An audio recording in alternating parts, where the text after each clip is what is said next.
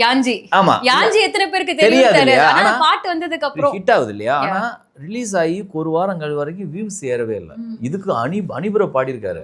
என்னடா அப்படின்னு சொல்லி சாம்சிஸ் கால் பண்ற பிரதர், கவலைப்படாதீங்க, படம் ரிலீஸ்க்கு அப்புறம் பாருங்க இந்த பாட்டு பேசப்படனாரு.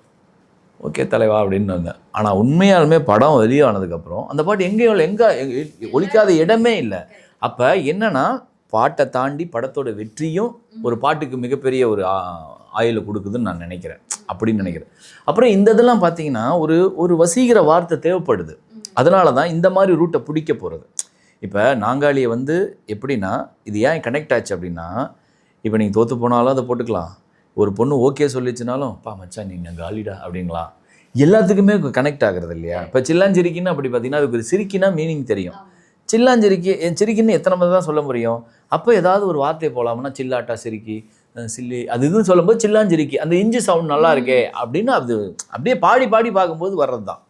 ஆசை உறவே பார்த்தீங்கன்னா அந்த கதையிலே வரும்ல, அவனுக்கு மனைவி, அப்போ அவனுக்கான ஒரு ஆசையான ஒரு பொண்ணு தானே அப்படின்னு அது அப்படி இது பண்ணது அப்படி தான், அந்த மாதிரி தான் அமையிறது. அது ஜெயிச்சதுக்கு அப்புறம் அது எப்படி உருவாச்சுன்னு கேட்டிங்கன்னா கொஞ்சம் நாங்கள் அப்படி சுற்றி தான் சொல்லுவோம் இப்படி.